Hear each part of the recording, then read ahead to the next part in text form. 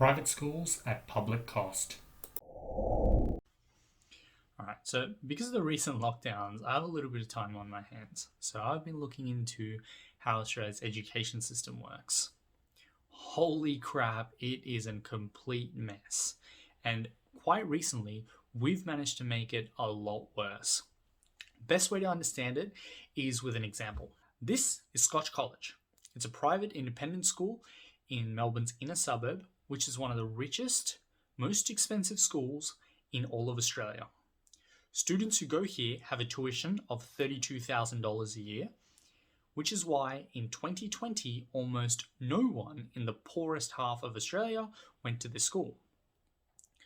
Like many other rich schools, Scotch College has an endowment program for its wealthy donors to make hefty contributions for building projects and scholarships. The Scotch College Foundation, the charity associated with the school, has a multi-tiered membership program for their large donors. To become a member, you need to donate more than $10,000, with tiers going up to $1 million. In 2019, they got almost $10 million in donations.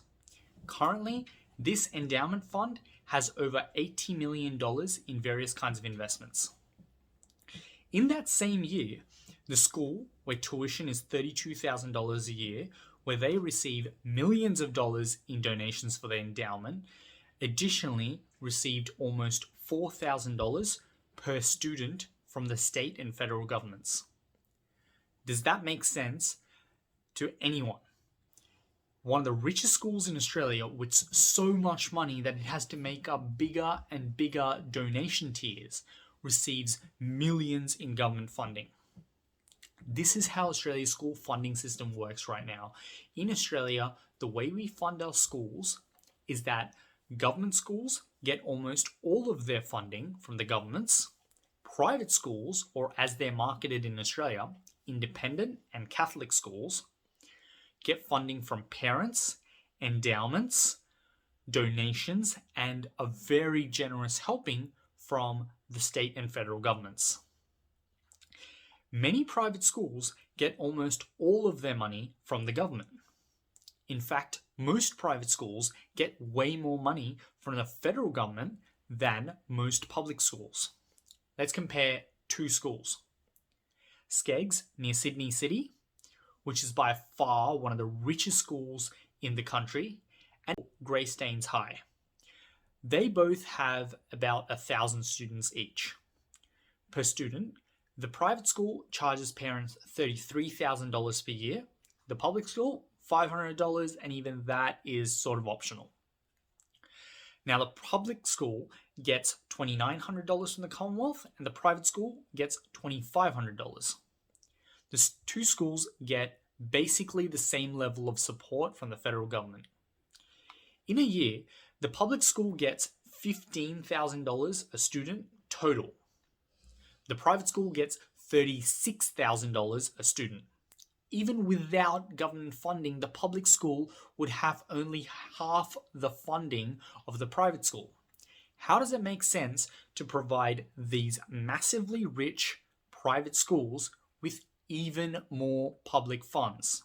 It seems like the government is putting its hands down on the wrong side of the scales.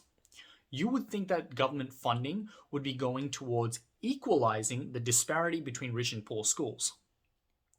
Well, prepare yourself, because there are a bunch of bad faith and poorly evidenced arguments that advocates of private schools make. Let's look at a few of them. Every student in Australia is entitled to a government contribution towards the cost of their schooling. Every student is absolutely entitled to a free public education in Australia.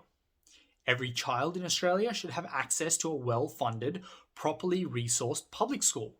Most children in Australia go to public schools, and most private schools are extremely well funded by parents. Tuition at an average private high school is $16,000, which is more than what most public high schools get from the government. Right now, the government is incentivizing private schools without any real reason as to why this is a public good. Next argument they use is greater choice brings parents the ability to select the right fit for their child. What the hell does choice mean? You can move from one public school to another. The main difference between the two is that public schools are drastically underfunded and private schools have heaps of funding and then government funding on top. Private schools can also set up really interesting corporate structures and have interesting compensations for the directors of their schools. They don't need to be accountable to the Department of Education and can pay their teachers as little as they can get away with. There aren't any actual educational outcomes that private schools achieve that public schools don't. All that private schools do is siphon the richest kids out of the public system so that public schools have to deal with the most underprivileged kids with the most difficult backgrounds without the level of resources they need. Even when you don't include selective schools, public schools either equal or outperform rich private schools in education, despite their massive price tags. The next argument they use is private schools actually save governments money. Private schools cost the public school system significant amounts in money, schooling resources, and drain teachers from the public school system.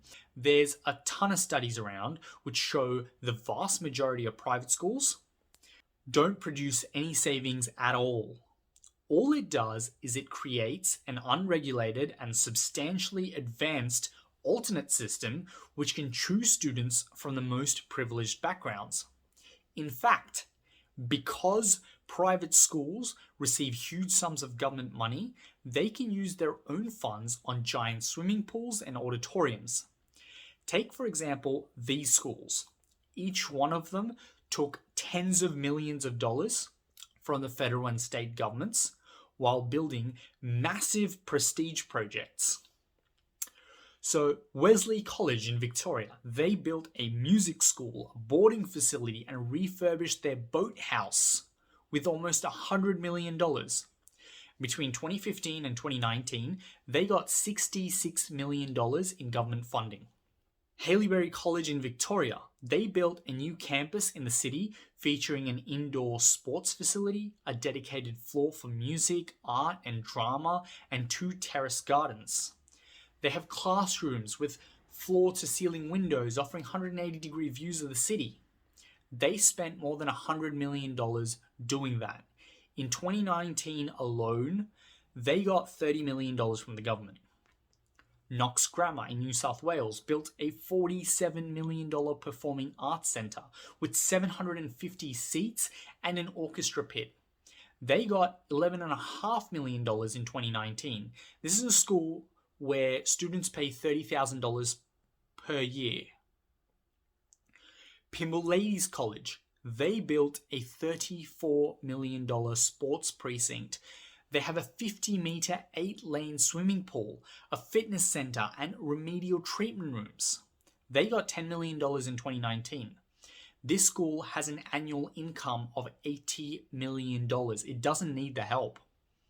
It's pretty obvious that because of the massive government subsidy that these ultra-rich private schools get, they can go out and build these huge prestige projects. Now hear this. By 2029, public schools will have $60 billion less than they need. At the same time, private schools will have $6 billion more than they need. This is the fix that we've applied to our school resource system.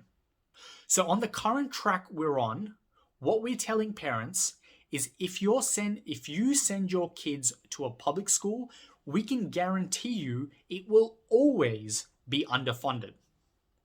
Let me leave you with this. In the UK, private schools do not receive any government funding whatsoever. In Finland, there are no private schools. Australia doesn't have to do what we're doing. Over the last 20 years, the many Liberal governments have implemented this take from the poor and give to the rich funding model. This is not an accident. It's not a product of special interest. It has happened because the Liberals and Nationals have deliberately destroyed the public school system.